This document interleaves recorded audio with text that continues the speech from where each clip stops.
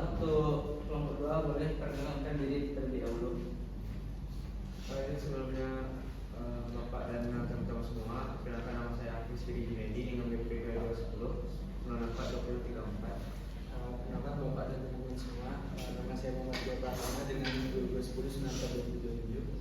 Saya Muhammad Yasuna dengan BP 2025. Dan saya Desi Marta dengan BP 2040.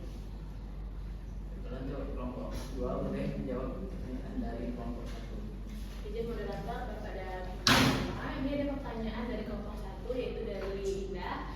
Pertanyaannya, apa upaya yang disarankan untuk dilakukan oleh industri yaitu melakukan audit internal salah satunya secara berkala. Apa pengaruhnya jika industri tidak melakukan audit internal secara berkala terhadap pengendalian industri? Selanjutnya dijelaskan bahwa pemrakarsa wajib melakukan perbaikan pertama, kedua, dan ketiga dalam 10 hari kerja setiap tahapnya.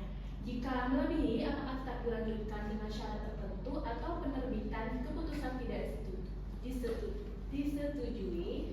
Untuk jawabannya, apabila industri tidak melakukan audit internal secara berkala, maka pengendalian emisinya itu berpotensi tidak efektif.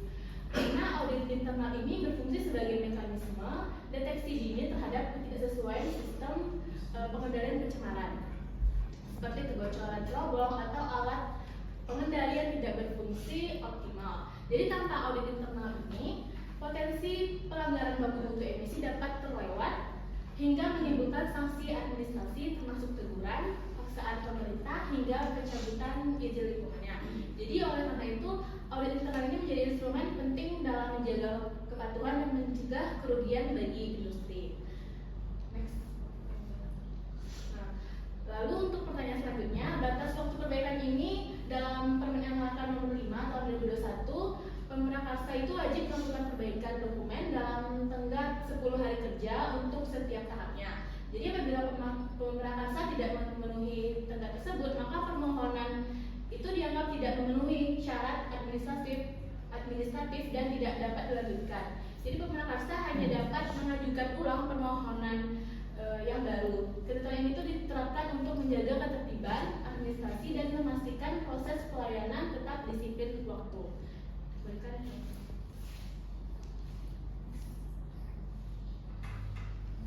Baik, saya akan menjawab pertanyaan dari kelompok 1, yaitu pertanyaan yang ditanyakan oleh Muhammad Yahya. Pertanyaannya itu, menurut penyaji untuk menurut kelompok kami, apakah penetapan Permen LHK nomor 1637/2025 akan memudahkan pengurusan praktek dibandingkan peraturan sebelumnya? Next slide. Jadi untuk jawabannya, menurut kelompok kami sendiri, penetapan Permen LHK nomor 1637/2025 itu dapat lebih memudahkan pengurusan praktek karena peraturan itu lebih operasional dibanding regulasi sebelumnya. Jika dulu itu masih ada banyak perbedaan penafsiran, itu tadi instansi, untuk peraturan sekarang itu lebih teknis dan format bakunya itu lebih jelas. Dengan begitu, Pemrakarsa tidak perlu balik revisi karena syaratnya sudah terstandarisasi. Jadi dari sisi efisiensi, waktu dan kepastian hukum, aturan baru ini lebih mendukung. Next. Selanjutnya untuk pertanyaan kelompok 3 yang ditanyakan oleh Tabina. Pertanyaannya itu, apakah sistem manajemen lingkungan yang disusun melalui tahapan perencanaan, pelaksanaan, pemeriksaan, dan tindakan itu sudah berjalan secara optimal dan menjamin keberlanjutan pengendalian emisi industri? Untuk jawabannya, boleh di next slide. Untuk sistem manajemen lingkungan berbasis PDCA atau Plan, Do, Check, and Action, itu sebenarnya sudah menjadi kerangka yang cukup baik untuk menjamin keberlanjutan pengendalian emisi industri. Karena ada tahapan perencanaan, pelaksanaan, pemeriksaan, dan tindak lanjut. Namun dalam praktiknya belum tentu dan optimal. Tantangannya biasanya ada di tahap check and action, yaitu konsistensi audit internal, ketersediaan data pemantauan yang akurat, serta komitmen manajemen untuk segera melakukan perbaikan. Jadi meskipun konsepnya ideal, efektivitasnya sangat tergantung pada implementasi di lapangan dan keseriusan industri itu sendiri dalam menjalankannya. Kembalikan kepada data. Baik, jadi untuk pertanyaan kelompok dari Alia, itu tuh apa konsekuensi jika dokumen temuan standar itu tidak sesuai dengan peraturan? Jadi jawabannya itu dokumennya itu akan dianggap tidak memenuhi syarat administratif maupun teknis, sehingga itu tidak bisa diproses secara lebih lanjut. Ini bakal berdampak pada tertunda penerbitan persetujuan teknis atau surat kelayakan operasional. Jika kegiatan itu sudah berjalan tanpa dokumen yang sah, maka kegiatan itu dapat dikenakan sanksi administratif mulai dari teguran tertulis, paksaan pemerintah hingga pencabutan izin.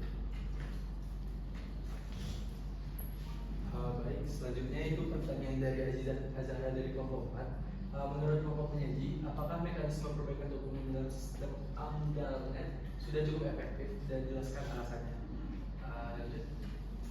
Jadi untuk mekanisme perbaikan dokumen dalam sistem AMDAL.net pada dasarnya cukup efektif karena berbasis secara digital. Nah, proses revisi ini menjadi lebih transparan, terdokumentasi dengan baik dan dapat dipantau secara real time oleh pemrakarsa maupun evaluator. Namun, efektivitasnya masih dipengaruhi oleh kualitas dokumen yang diserahkan serta kapasitas sumber daya manusia dalam memahami persyaratan teknis. Dengan kata lain, sistem sendiri sudah mendukung efisiensi, tetapi pada hasil akhirnya tetap bergantung pada kedisiplinan dan komitmen pada pihak yang terlibat.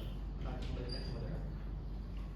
Baiklah, ditanyakan kepada penanya apakah ada tanggapan dari jawaban presentator.